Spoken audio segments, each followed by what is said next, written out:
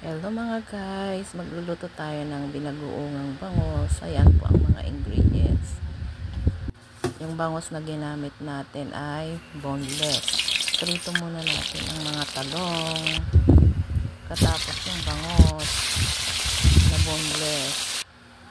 Pagkatapos, igisa na natin dun sa pinagprituhan natin. Bawasan lang natin ng mantika.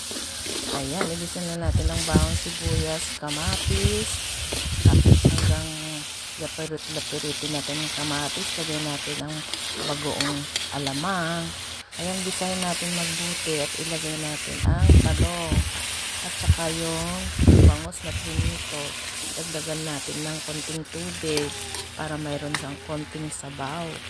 Lagyan natin ng maanghang na siling panigang para medyo maanghang. At saka suka para masarap. Pagkatapos ilagay na natin yung kangkong. Ayan, ang sarap niyan sa kanin. Kailangan maghanda kayo ng maraming kanin. Salamat sa panonood.